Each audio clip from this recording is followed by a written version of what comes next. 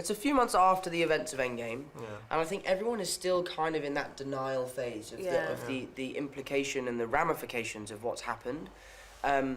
Because if you really did disappear and come back for 5 years, that's not something you get over in 5 months.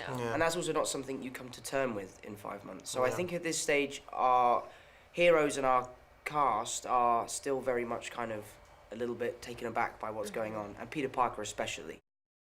He wants to try and escape the responsibility of being Spider-Man, but unfortunately, the responsibility of being the friendly neighborhood superhero is not one you can run away from.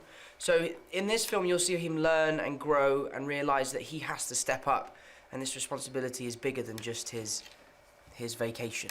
So he grows up a lot in this film and takes on the mantle of an Avenger for the first time, really.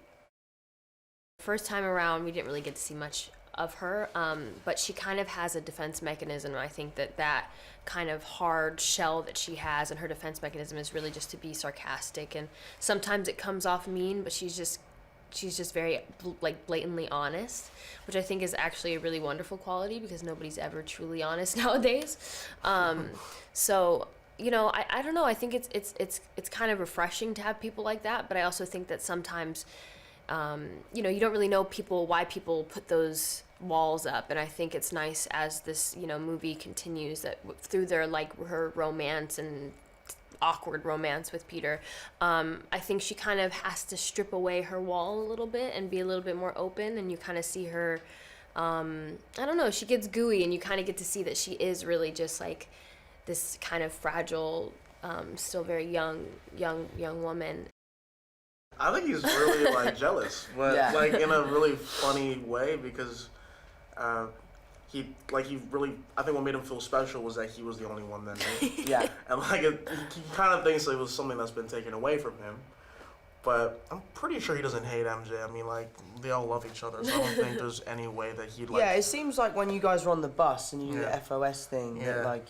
You guys had a moment. You guys have become a team. Yeah, it wasn't like... He accepted it. Yeah, it wasn't like, no, like, I don't want you a part of this, so... If you had to bring in one more cast member to the FOS group, who would it be? I don't know, man. I feel like the obvious answer would be like Tony. I think Zach would be a good Zach would be like... Zach would probably kill the game, you know? Yeah, Zach would be really good to bring in. Yeah, so not Tony, but Zach. Other than the fact that we've never really seen Spider-Man be able to do his thing, I think, in anywhere else really than New York. So it's really cool to kind of see that somewhere else.